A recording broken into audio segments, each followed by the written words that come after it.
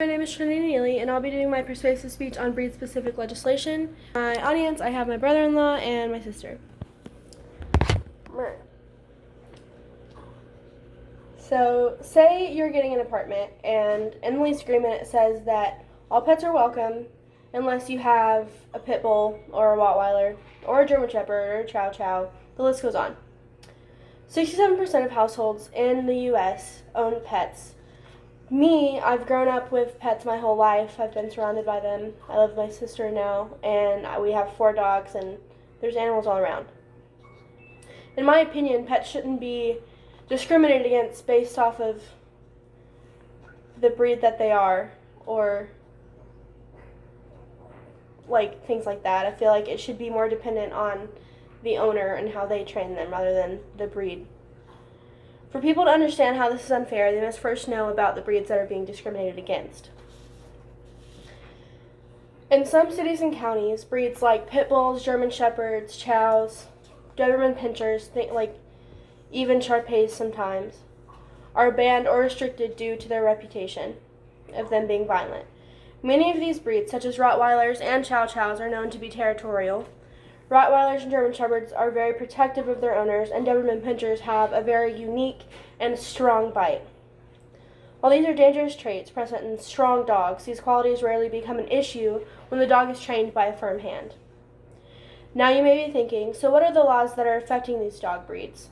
Well, that's what I'm about to tell you. In Georgia, multiple cities and some counties have breed-specific legislation. According to dogsbite.org, College Park has an ordinance that declares pits, Rottweilers, Dobermans, and Germans as potentially dangerous. And in Rockdale County, these breeds, as well as Mastiffs, Chow Chows, and even Shar-Peis, aren't even put up for public adoption in the county shelter. In Marietta, both pit bulls and Rottweilers are banned from dog parks. And in the city of Fitzgerald, it's restricted to own a pit bull, and it bans new ones. Similar to this, in Lafayette, they are restricting pit bulls by making it mandatory for them to be sterilized. Greensboro and Hawkinsville ban pit bulls altogether. In looking at the ordinances in Georgia, I realized that pit bulls are the ones being discriminated against the most. So what makes pit bulls so bad? Pit bulls have a bad reputation for various reasons. They were bred for bull hunting, and then it gradually went towards dog fights. They were bred to have very muscular bodies and a really strong bite, and when pit bulls bite, they don't let go, and they tend to shake. And from what I've read on multiple websites, including dogbite.org, pit bulls are not a dog breed to give up. They are very persistent. They are known to be an all-American breed.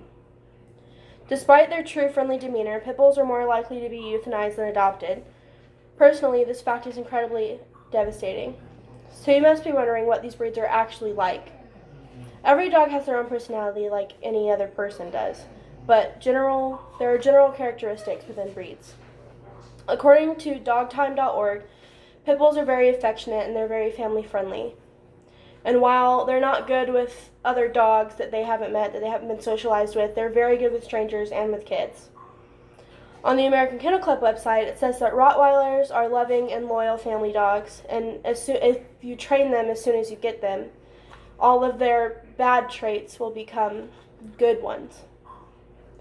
Also on the AKC website, German Shepherds are said to be one of the most loyal and friendly dogs known to man.